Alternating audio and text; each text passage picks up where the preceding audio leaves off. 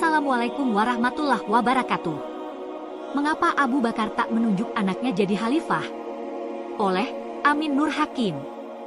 Persoalan terkait kepemimpinan pasca Rasulullah Shallallahu Alaihi Wasallam merupakan bahasan yang tidak pernah usang, sebab ia berkaitan dengan kompleksitas umat Islam, baik secara ideologis, otoritas politik serta implikasinya terhadap sejarah yang cukup mewarnai peradaban dunia Islam, bahkan hingga saat ini. Di antara statement Rasulullah Shallallahu Alaihi Wasallam terkait kepemimpinan pasca beliau wafat adalah berdirinya kekhalifahan dengan metode nubuah, sebagaimana yang diriwayatkan oleh Abu Dawud. Dari Safinah ia berkata, Rasulullah Shallallahu Alaihi Wasallam bersabda, khilafah kenabian itu selama 30 tahun, kemudian Allah memberikan kekuasaannya kepada siapa yang ia kehendaki. Hr. Abu Dawud. Sabda Rasulullah Shallallahu Alaihi Wasallam terbukti dalam catatan sejarah. Abu Bakar mengemban khilafah 2 tahun 3 bulan 10 hari. Umar menjabat selama 10 tahun 6 bulan 8 hari. Utsman 11 tahun 11 bulan 9 hari. Ali memimpin khilafah selama 4 tahun 9 bulan 7 hari. Adapun selanjutnya dipimpin Hasan dan bertahan selama 6 bulan saja. Apabila dihitung dari masa Abu Bakar hingga Ali kemudian Hasan, maka informasi terkait 30 tahun khilafah nubuah yang bersumber dari riwayat tersebut akurat sebagaimana realita sejarah. Adapun kepemimpinan Hasan dinilai cukup rumit karena di akhir kepemimpinan Ali, umat Islam terbagi kepada beberapa faksi, di antara yang terbesar adalah faksi Muawiyah dan Ali yang diwariskan Hasan. Pasca wafatnya Ali, Hasan dibayat oleh warga Kufah. Di tengah kepemimpinannya, Muawiyah datang kepadanya untuk meminta kekhilafahan. Hasan pun akhirnya mengirim utusan dan menyerahkan kekhilafahan kepada Muawiyah dengan syarat setelah ia lengser kekhilafahan akan dikembalikan lagi kepadanya. Selain itu, Hasan juga mengecam segala macam tuntutan Muawiyah kepada warga Madinah, Hijaz, dan Irak sebagaimana yang dilakukannya pada masa Ali. Akibat peristiwa ini, Hasan dikecam oleh umat Islam karena dianggap menghinakan mereka dengan mudahnya memberikan kekuasaan kepada Muawiyah. Di sisi lain, tindakan Hasan tersebut berasaskan kemaslahatan untuk mendamaikan kedua faksi, meski realitanya sulit.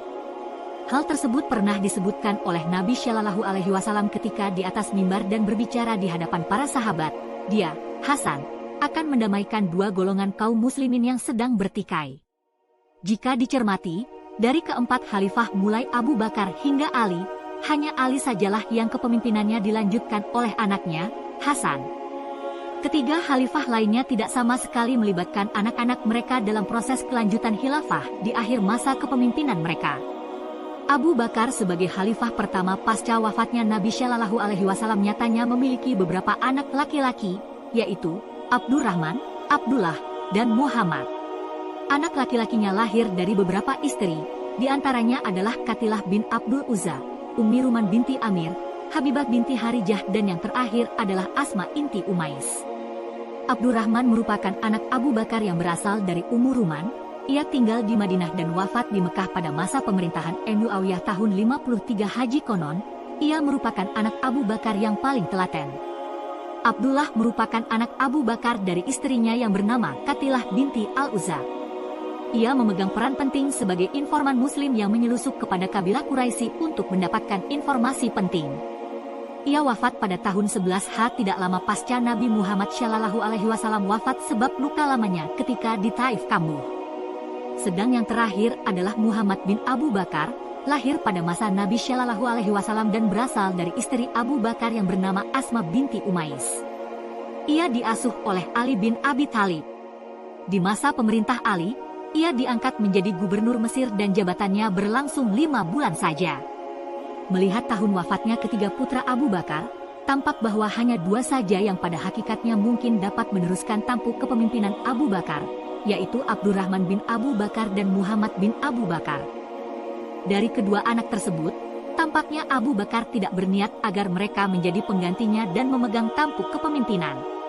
Ia meminta saran dari sahabat-sahabat yang bijak mengenai Umar, dan yakin bahwa Umarlah satu-satunya sahabat yang cocok memimpin pasca wafatnya Abu Bakar.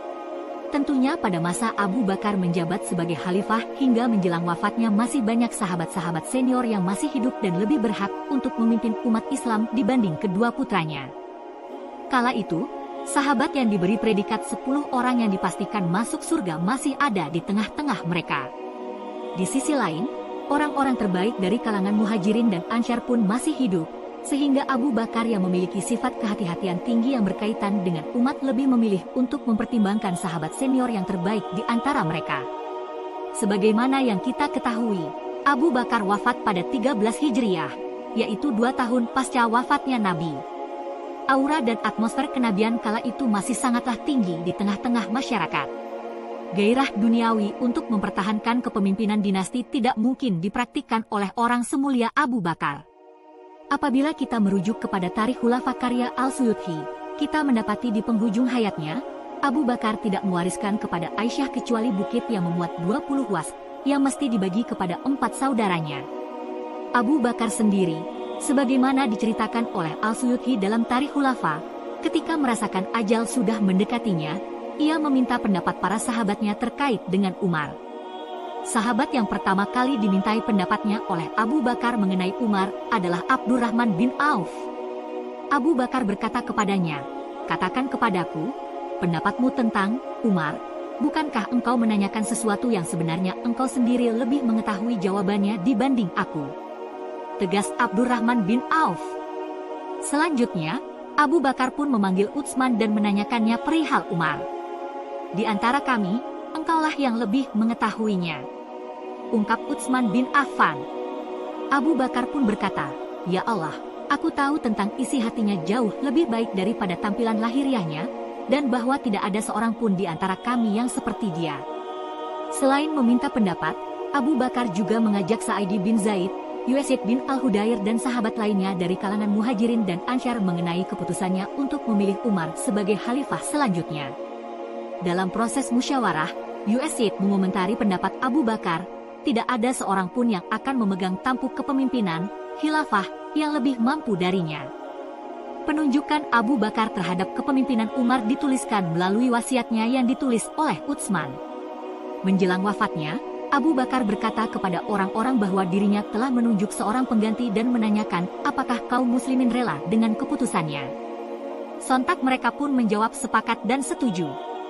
Ali yang hadir kala itu berdiri dan berkata, "Kami tidak rela, kecuali yang engkau tunjuk sebagai pengganti adalah Umar." Abu Bakar menegaskan, "Ya, dia adalah Umar." Berdasarkan penjelasan di atas menutup segala kemungkinan Abu Bakar mempersiapkan anaknya untuk melanjutkan tampuk kepemimpinan menggantikan posisinya. Kompetensi berupa ketakwaan, kemampuan memimpin, ketegasan serta kewiraan yang ada dalam diri Umar membuat Abu Bakar yakin akan penunjukannya sebagai khalifah setelahnya.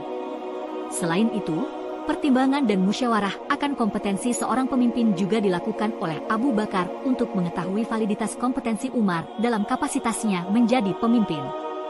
Amin Nur Hakim, Musyrif Darussunnah International Institute for Hadith Sciences.